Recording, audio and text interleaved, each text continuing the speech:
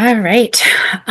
Good evening and welcome to tonight's meeting of the Medford Community Development Board. My name is Emily Hedeman. I'm the chair of the board, and I'm going to call the meeting to order.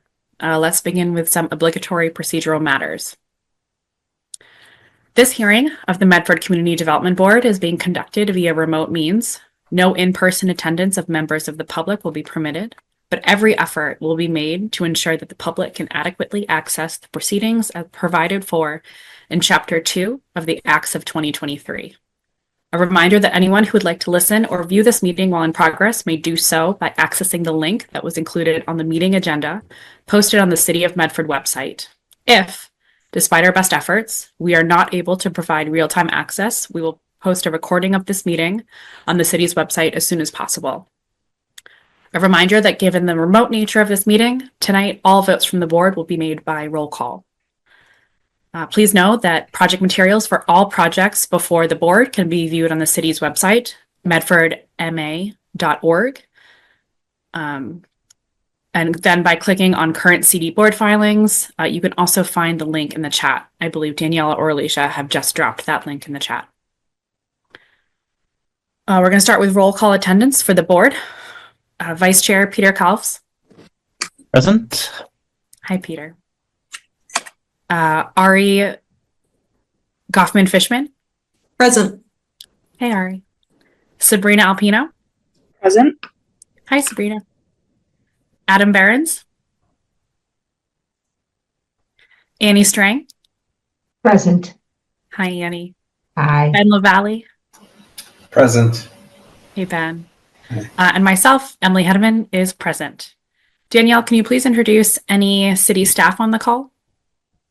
Yes, myself, Danielle Evans, Senior Planner, and we have Alicia Hunt, the Director of Planning, Development, Sustainability, and we also have Amanda Centrella, who is one of our planners in PDS, who will be helping out with the breakout room for the main meeting when we go into executive session.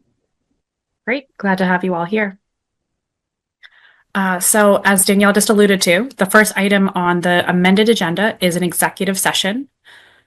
Pursuant to General Law C30A, Section 21A3, to discuss strategy relating to pending litigation known as New York Capital Investment Group, LLC, v. the City of Medford Community Development Board et al., Massachusetts Land Court case number 24, MISC 000683. If the chair declares that discussing the matter in an open meeting may have a detrimental effect on the litigating position of the board, we may enter into executive session.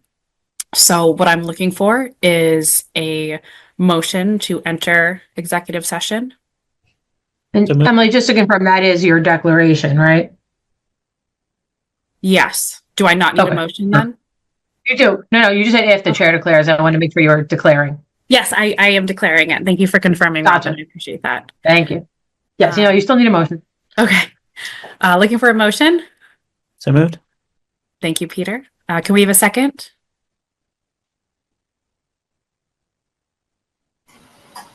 I'll second.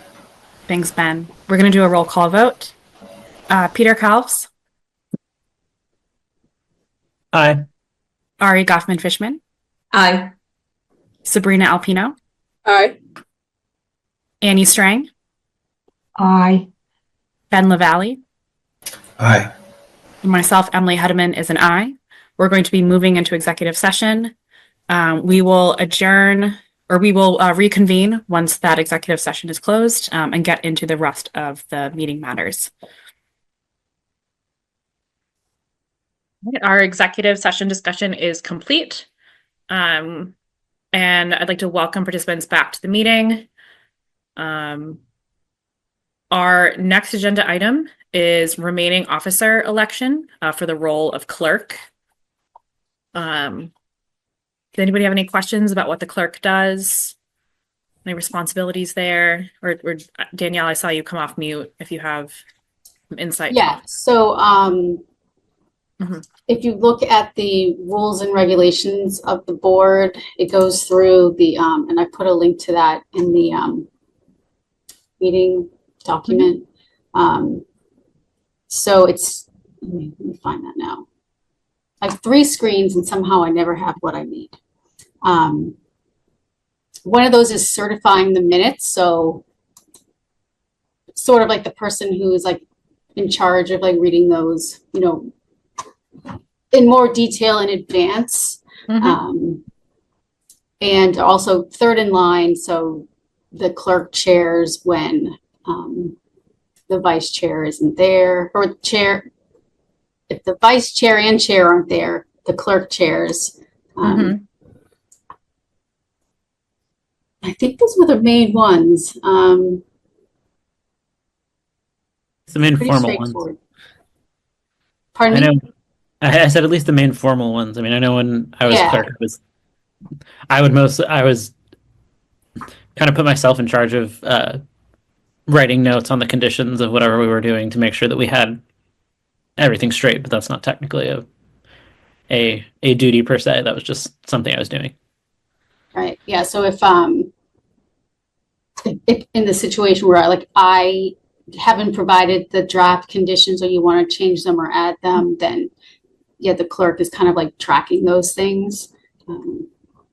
Yeah, I think hopefully it's not we've too had- heavy a lift. Staff tries to take more of that on. And we've kind of floated around that responsibility. Like I know I did some of the draft, some of the conditions updates around Tufts. And Oh, yeah, that's because I couldn't be on that one. yeah. So I mean it's I feel like the kind of the officer positions are very collaborative.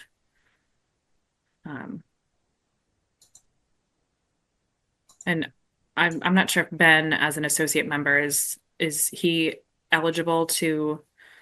Not that I'm calling you out, Ben. But No, I don't. I got to be honest. I don't think I can take it on. anymore. Okay. Um, I appreciate that.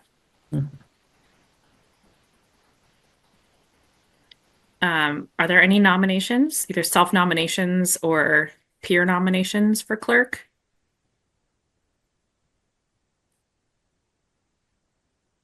We can come back to it maybe next meeting.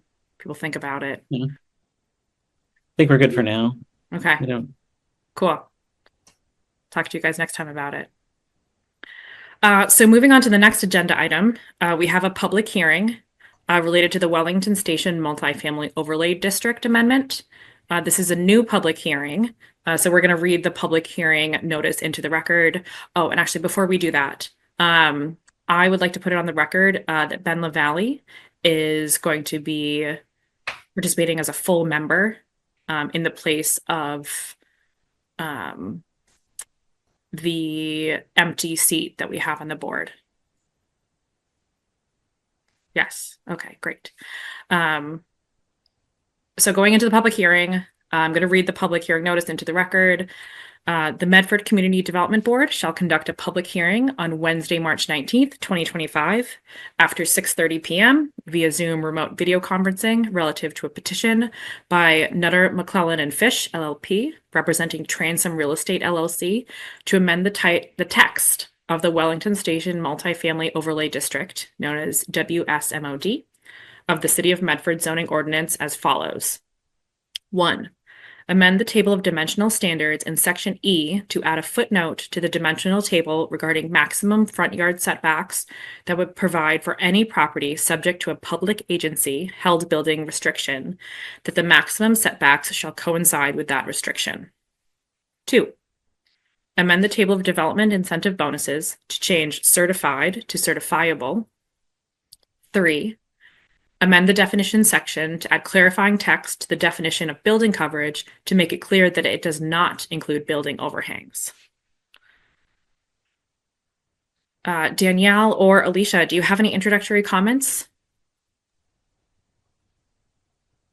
I can say a few things. Basically, this is our multifamily, our MBTA zoning required district that was passed back in December 2023, I think. Yeah, did it on time. We were the first batch of municipalities that had to pass this. And so it was a very tight time frame that we had to do this because they kept changing it.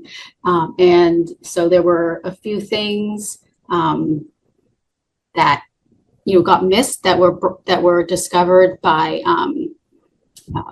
Attorney Moore and the development team for the site that they're looking at. So this was like a test fit case where like, oh, did you know that there are these massive easements along these state controlled roads that will make it impossible for us to have these maximum setbacks?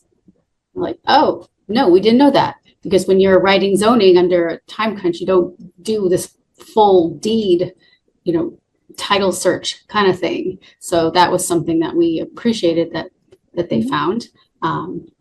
And it's just some little technicalities when they were testing their, proposed dimensions against the ordinance, and will this comply? And one of those was overhangs. Is that part of building coverage? And then the third is something that we already changed. It was brought up, the certified versus certifiable. So you all understand why it needs to be certifiable, because the whole timing with LEED, you can't have something certifiable in advance or certified in advance. And also there's other organizations that do similar certifications, for lack of a better word, of meeting those kind of green standards. So Sure. they, because we're very stretched thin with all of our zoning amendments that we're doing, they went ahead and proposed this amendment, with our support.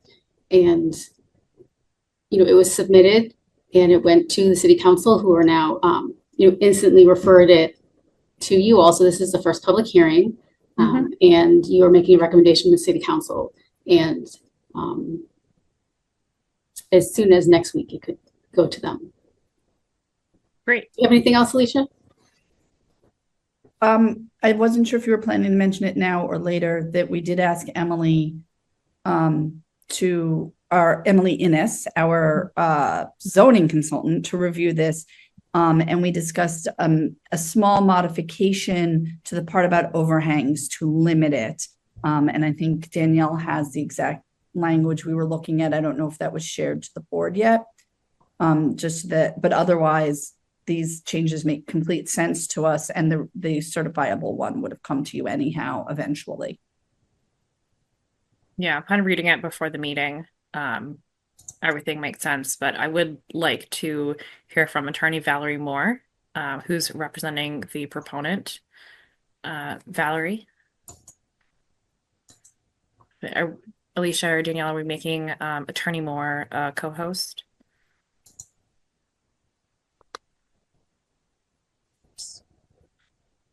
There, you're now a co-host. You can unmute yourself. Sorry about that.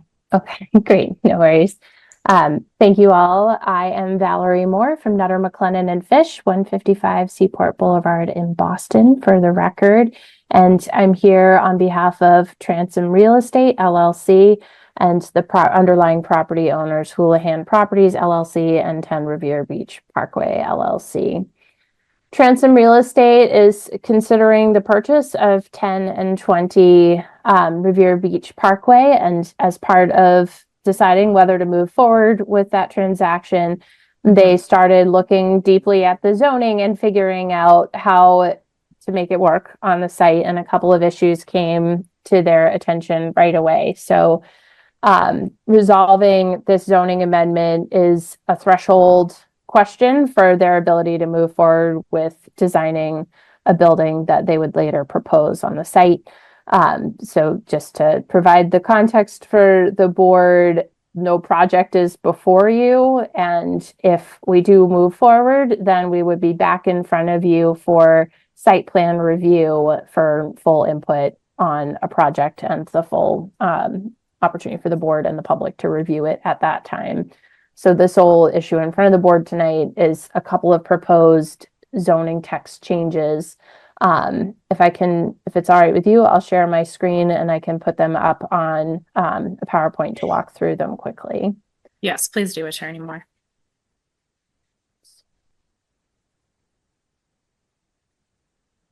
So the first one is with respect to building coverage.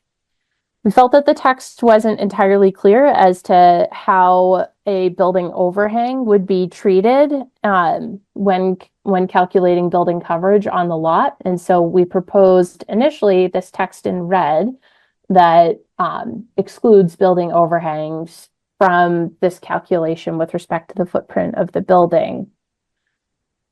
We are suggesting the additional language that's shown in green here as a limitation on that, as we understand that some questions were raised as to how far somebody could take that. You know, would everyone be in front of you with what's effectively a giant mushroom-shaped building?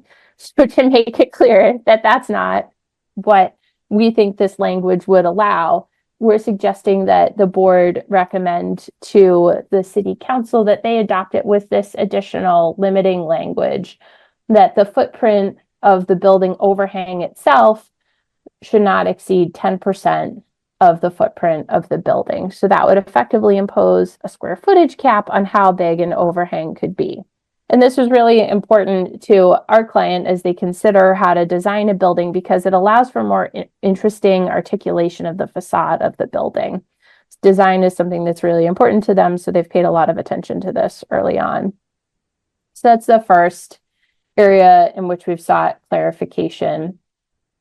The second is, as you can see from your dimensional table, unlike many zoning districts where you only have a minimum setback, in the Wellington Station multifamily district, there's also a maximum setback, saying a building can't be further back than 15 feet.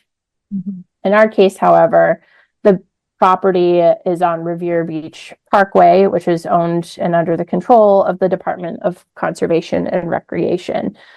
DCR holds a restriction on all properties that are along the parkways that are throughout the surrounding area, under which they impose a 20-foot building setback restriction. And so we've suggested an additional footnote to the dimensional table that you can see here that would effectively say the maximum setback gets adjusted if you have a state agency held building restriction to coincide with whatever the minimum setback required by the state agency is. And that's really important because we wouldn't be able to address this through either a variance or a waiver. The waiver provisions that are in your bylaw wouldn't allow the board to waive this particular requirement. And one of the criteria for a variance is that the condition giving rise to the need for the variance can't be found commonly throughout the zoning district. And in this case, of course, this restriction is found commonly throughout the zoning district, that because it's a state-held roadway that largely runs through the middle of it. So we wouldn't be able to meet that criteria to seek a variance from this requirement. And finally, we suggest changing certified to certifiable, because LEED is a private agency or private entity. We don't control when or how they may change their criteria for what qualifies for LEED Gold or LEED Platinum certification. So if the building is designed to LEED Gold or LEED Platinum, and then construction starts and they change their criteria and we're no longer able to adapt the building to meet whatever the new requirements might be, we wouldn't then be able to have it certified, and we may not, then we'd be in violation of zoning. So to avoid that, our recommendation is that the language be changed to certifiable, as you're already doing with other zoning districts throughout the city. So those are the three changes. I'm happy to answer any questions that you might have about them. So that's it from me. Great. Thank you for that overview, Attorney Moore. I really appreciate it. I think everything makes sense to me, and I think that it aligns with kind of the overall spirit of the district, the overlay district amendment to begin with. I think it makes it a little bit more understandable, user-friendly. I don't feel like any of these modifications are specifically in favor of your client. I think they're just kind of changes that make sense to everybody.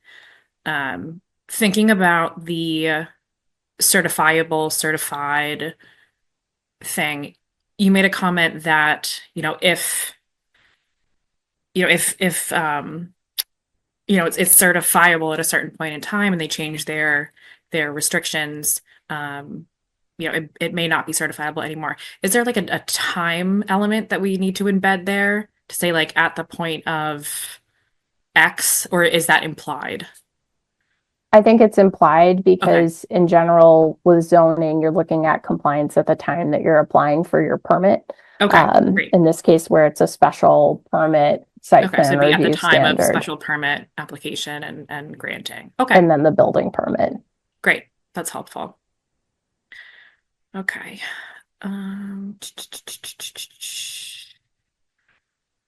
So I'd like to open it up to the board for any other questions or comments. Ben, see your hand. Thank you, Emily. I don't have a strong opinion on this, but I'm just curious where the 10% came from on the overhang. It just a sort of quick search. That seems like a pretty large amount. If there's a large building, 10% could actually be a pretty significant size. So just wanted to throw that question out there, if that was deliberately chosen based on some industry standard, or see if anybody else on the board has any feelings one way or another.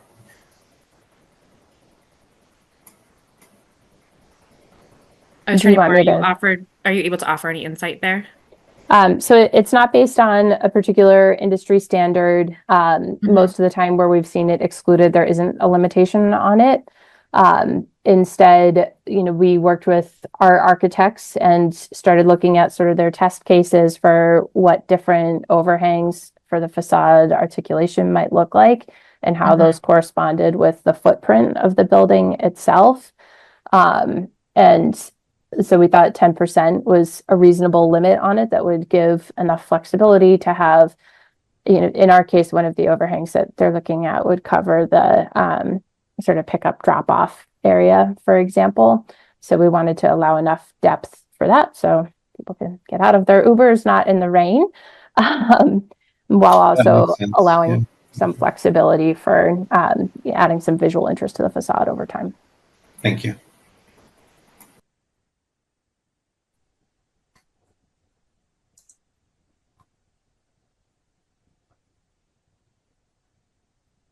Danielle. Thank you. Through the chair, I did submit this language to Emily Innes, our zoning consultant.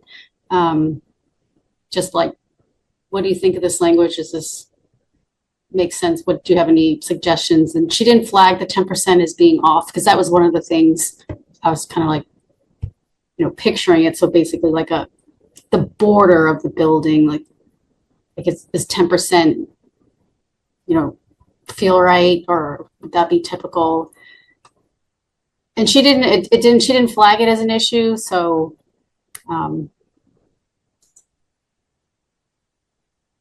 Yeah. I don't necessarily have an issue with it. She did add some additional language, and I put it in the chat, and I can just read it for the record.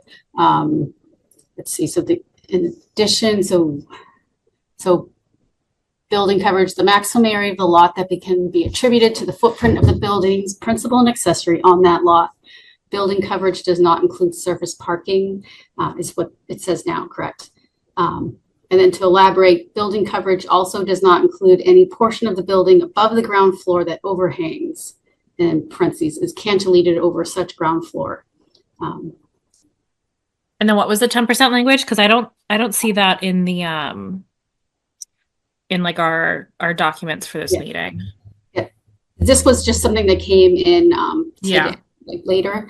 It says if the overhang cantilever does not exceed 10% of the footprint of the ground floor of the building, then the overhang is not part of the calculation of building coverage. Overhangs greater than 10% are counted as part of the building coverage. So Emily Innes had just expanded on that language. Okay. As like a stepped calculation, so like anything under 10% is not counted, but if it was 15%, 5% of it would be counted.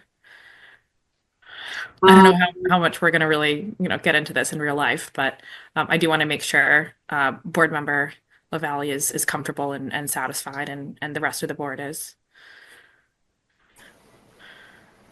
I'm seeing I'm Could be good. I'm good wordsmith. for what it's worth. Yeah, I was just, it was more curiosity on whether that was based on some standard. Attorney Moore, I see your hand. I just want to raise a concern with the cantilever language.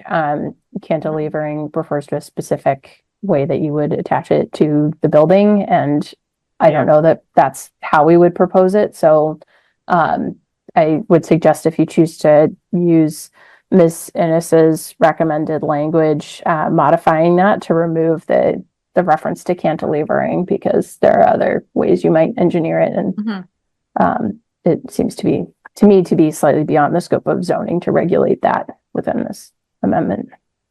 Yeah, that's a good point. I would agree with that. Through the chair, I think it would make maybe to add is overhangs or is cantilever, because the same issue would come up, right? Yeah, but you don't Cantilever. necessarily support every overhang via cantilevered structure. Cantilever implies that like you're connecting it at one point and you're kind of counterbalancing. Yeah, the you weight, have the whereas member an overhang out. could have like supports on the side and not be cantilevered at all. But whether it should count as part of the building coverage, because I think Can we put this on the screen? I think that might be helpful if we're able to sure do it live, so we stay aligned. Yes. And I'm happy to describe. And if absence we of had a clerk. Anybody tempted to try out the role tonight? Ari, I see your hand. Oh, you're on. Okay, I'll request unmute. Yeah. Thank you. I couldn't unmute for some reason.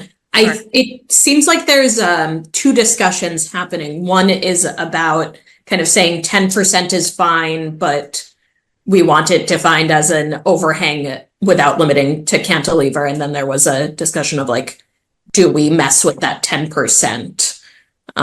And I wanted to kind of note that that's how it seemed to me that there were two separate discussions. And a question I had is, does the attorney for the applicant have any other concerns with the Innis suggested language other than the word cantilever? No, I mean, I think what's proposed is effectively the same as the language that I proposed. It's a little bit lengthier, but it's the same point that they've reached. So You zoom in a I little think bit. if you were to remove the parenthetical that says is Yeah. cantilevered over, and Yeah. there's two parentheticals, that would solve that concern about how specifically we engineer the overhang. But other than that, I didn't have any concerns with that particular language. Yeah, those modifications make sense to me. Yeah, I wasn't quite following the thread of what Danielle was talking about, but I think what Attorney Moore was talking about was just the use of the word cantilever Yes. because it refers to a specific engineering thing.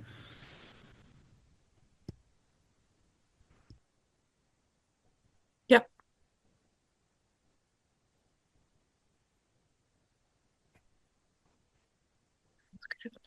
And through the chair, Attorney Moore, if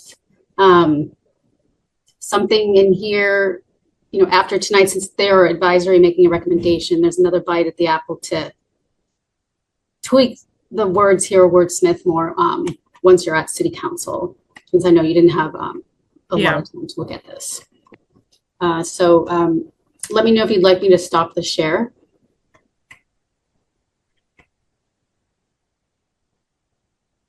Yeah, do any members of the board have any other comments on this? Realizing that we are still going to open it up to public comment, and then we'll kind of come back around and be able to make any recommendations based on that.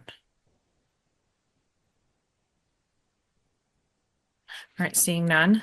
Danielle, if you can stop screen sharing, thank you for that.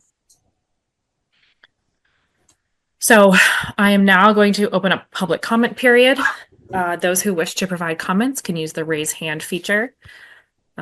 Little hint on that one, because I know it's sometimes hard to find. If you're using Zoom on your laptop, React is a heart. Just click right on the heart and you'll be able to raise your hand. You don't need to click the little arrow next to it. Just click on the heart.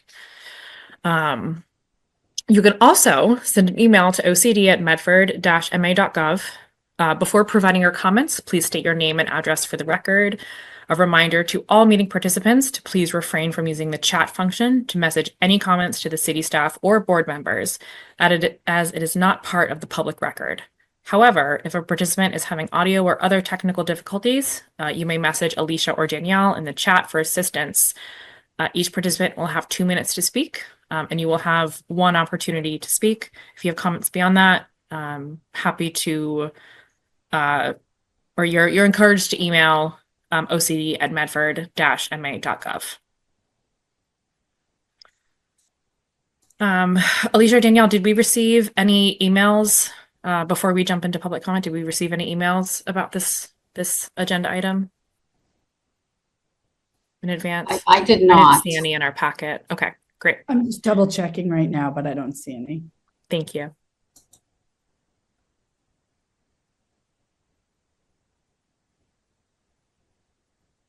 And if any members of the public would like to start raising their hand, feel free. We'll be opening up the queue shortly.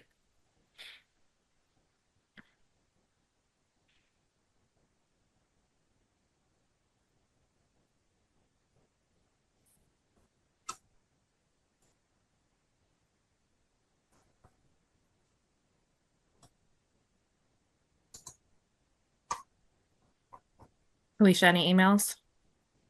No. Okay. No. Thank you for checking. I appreciate that.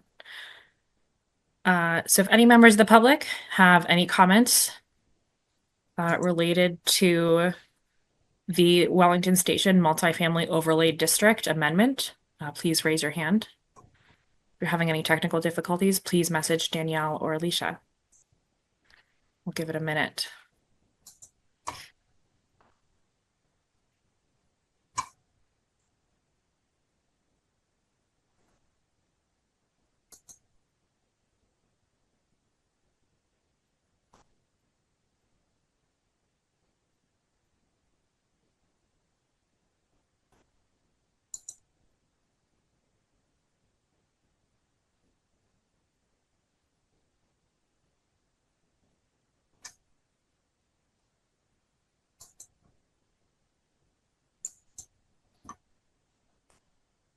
All right, seeing no takers for the public comment, I'm going to go ahead and close the public comment period for this meeting.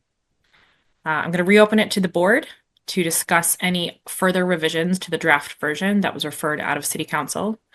I know we looked at the overhang adjustment. Do we want to make any other recommendations to the others?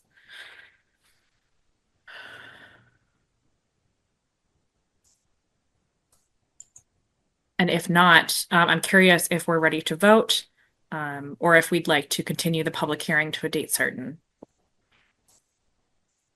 I see no reason why we can't vote on this with the changes as recommended. Okay. So Great. yeah, in that case, I'll make a motion to recommend the proposed zoning amendment to City Council with the changes as noted. Thanks, Peter. We're looking for a second. I'll second that motion. Thanks, Annie. We're going to do a roll call vote. Peter Kalfs, Aye. Ari Goffman-Fishman. I'll ask you to unmute. There you go. Yes, Alicia, if you can re-add me as host, but yes, I. Or just leave yourself unmuted, you know. Okay, I can do that. Thanks, Ari. Sabrina Alpino, Aye. Ben LaValle, Aye. Annie Strang, Aye. and I, Emily Hedeman, am also an aye. So the motion passes. Thank you to Attorney Moore for your time and best of luck with the City Council. Thank you all. I really appreciate all of your time tonight, and I look forward to being back in front of you shortly with a site plan approval application. Thank you. Awesome. Looking forward to it. Thank you. So the next agenda item we have is minutes. Unfortunately, it looks like staff didn't have a chance to edit those. So we're going to table those until the next meeting. Danielle or Alicia, do we need to motion to continue them or no? Okay, great. No. Never sure. Our next agenda item is zoning updates. Danielle, do you have any, or Alicia, do you have any updates there? So I did advertise the public hearing for the neighborhood residential and urban residential zoning districts. So that will be, the first public hearing will be scheduled for April 2nd. And we have it tentatively, well, it's in the public hearing notice, but it's pending your recommendation, if it's ready in time, for April Okay. 29th. It would go to city council. Very exciting. I know with the recent Salem Street corridor work we did, we have a lot of public involvement. So I'm hoping to have the same. So yeah, very much looking forward to those items. Yep, Alicia. In that vein, we've actually scheduled a Q&A for it, a public Great. Q&A for next Thursday, the 27th, Okay, to have it be in advance of your first public hearing. that is with the wonderful. hopes that that would work better. Yeah. I have to admit that as I was saying that, I realized that we scheduled it, we booked the room, and I was supposed to receive a flyer to circulate. And I'm going to reach back out because I don't Okay. think that I have received that, but it is scheduled for Thursday, the 27th here in City Hall. Great. And March I encourage members of the board to spread that throughout their networks as well. We want to get as much comment as early as possible. Great. Any other zoning updates? In the planning and permitting committee level, which is like the, we're Yep. putting together the amendments, updating ADUs to take into account the protected use ADUs that are now state law, and also looking at the more of the commercial corridors and squares. So I think that'll take another meeting, or at least one more meeting, for them to report something out. Okay. And then that will be coming to you all in May, Awesome. I believe. And I just wanted to make sure everybody was aware and has seen that the zoning webpage has been dramatically updated. So it's hopefully more useful this way, with a lot of information for the public. It's medfordma.org/zoning. Feel free to share that out to people. And if you see things that you find to be confusing, please tell us, because if you're confused, oh my word, the public, and we'll get changes made to it. So. Yeah, very well said. Great. I don't have any other items on the agenda, unless Just- Danielle or Alicia. Just for clarification on Yeah. that, when is the residential zoning coming before us? Is that the 2nd? April 2nd. Okay, great. Just wanted to confirm the date on that. Thanks. Our next meeting. Fun. Great. So with no other items on the agenda, I will be looking for a motion to adjourn. So moved. I was going to request you to unmute, Ari. I'm looking for a second, please. I'll second that motion. Thank you, Annie. We're going to do a roll call vote. Peter Kalves, Aye. Ari Goffman-Fishman, Aye. Sabrina Alpino, Aye. Annie Strang, Aye. Ben LaValle, Aye. and I, Emily Henneman, am also an aye. With that, our meeting is adjourned. As always, thank you to Danielle and Alicia for all of your hard work preparing for this meeting and supporting us throughout it. Could not do it without you. And hope everybody has a wonderful evening. Yeah. You as Good night. well. Bye. Nice early Here's night.